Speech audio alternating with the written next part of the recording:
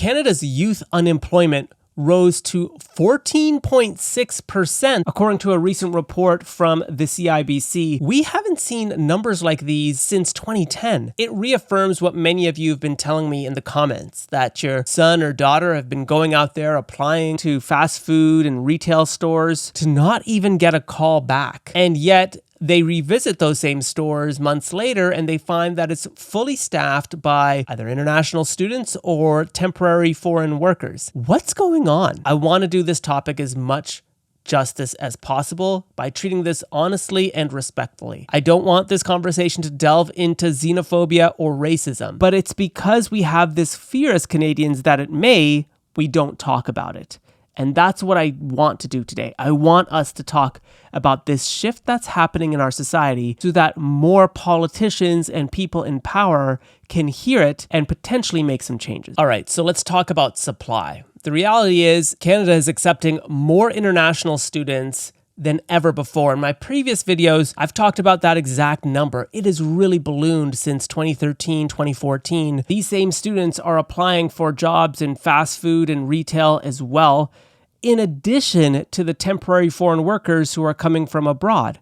So there's naturally way more supply for fast food and retail in the periphery sector that Canadians between the ages of 18 to 24 are competing with. So there's much more supply for the same amount of jobs. Now, I've been trying to find out more information about why employers seem to be hiring more temporary foreign workers and international students. If you have any research, please let me know. It's really scant and there's a lot of hearsay. I don't want to include that in my analysis because I want it to be more I want to have more data to share with you that's more objective.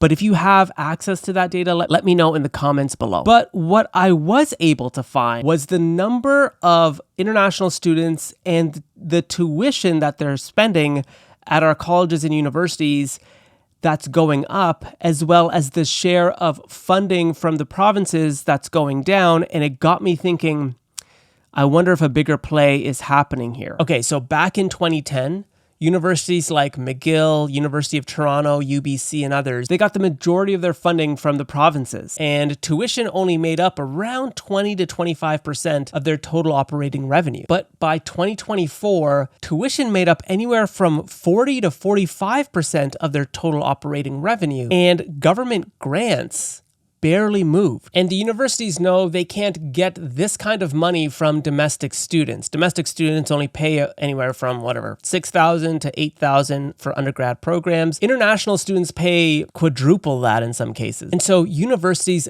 doubled their enrollment of international students. UBC did that. The University of Toronto grew from about 20% international of their entire student body to 29% between 2016 to 2024. And McGill sits at around 30% of its entire student body being international. So provinces are pulling back their funding. Universities are increasing the number of international students that are coming in to fill that gap. And it's very much a business model at the end of the day. And it's not like it's a secret. Many of university presidents have openly talked about exactly this. Former UBC president Stephen Tu called international students, quote, vital to our financial health. McGill's own budget book shows that nearly half of tuition revenue is from non-Canadian students. And U of T's reports note explicitly, quote, neither government grants nor regulated domestic tuition have kept pace with inflation. Now, I want to share my thoughts, but before I do, a quick word from our sponsor. Folks, you know I love doing these deep dives, going through the data, the revenue, the financial statements, everything. I love it, but I need to stay caffeinated. And one coffee brand I absolutely love is Welch Coffee.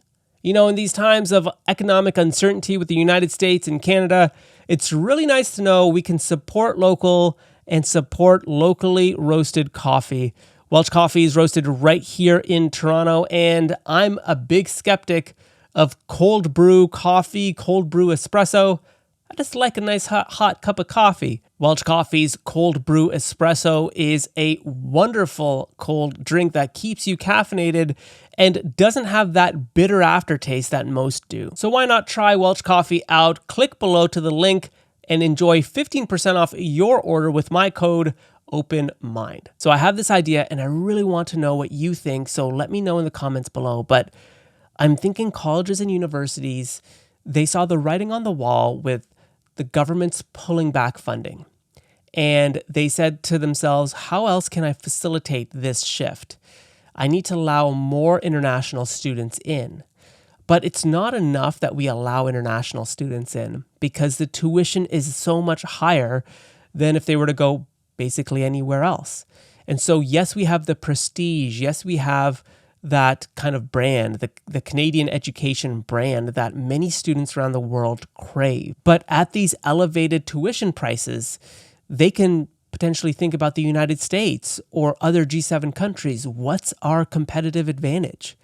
And maybe, just maybe, and I have no stats or data to back this up, but maybe as part of their international student expense, there's some type of guarantee, there's some type of a job that's waiting for them upon arrival. Some job close to campus maybe, or downtown, or something in the periphery sector that allows them to make some money while they're here.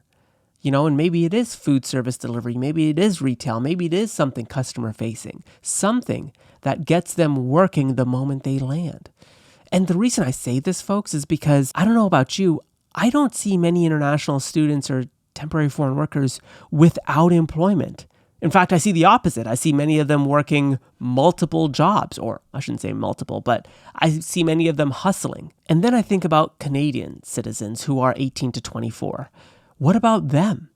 When they're applying for the same jobs, they're competing with 2, 3, 4 times the number of people that previous generations did. And why would an employer prefer an international student or TFW over a Canadian citizen, especially in customer service in retail, where you're interacting with other Canadians? It's odd to me. So again, I have no data to back this up. I have no research to back this up. But it's very odd that it seems international students have zero unemployment and Canadian students have such high unemployment. Okay, so where do we go from here? There's a real problem with young Canadian students who can't find work. It's going to keep getting worse if we don't openly talk about this and talk to employers to make sure that there's no unfair hiring practices happening. If these Canadian students can't find work, what does that mean for them eventually, hopefully, entering the housing market? What does that mean for their life chances of being financially independent? What does that mean for our economy as a whole? Will we become even more dependent on international students and temporary foreign workers? And with the cost of living increasing in our biggest cities, will these people still choose Canada when they can easily choose other countries that are perhaps lower in cost of living than Canada? What's our competitive advantage? And if they stop choosing Canada or reduce their, or they start, reduce the numbers that are coming to Canada, what will that mean for our economy, for our colleges and universities that are now even more dependent on international students than ever before? I think we're on our path towards a dependency crisis if we aren't there already. And this has dire consequences in us staying competitive, but also in us turning our backs on Canadian students as well. Folks, I don't have all the answers, but I'm here to facilitate this conversation. So while you're here, check out my other videos, specifically about the CBC and how there's trust issues there. Or what about this video where I talk about the majority of Indian international students coming from this one region, or my other video about 3 big lessons we can learn from 2020. Thanks for watching, and I'll definitely catch you in the next one.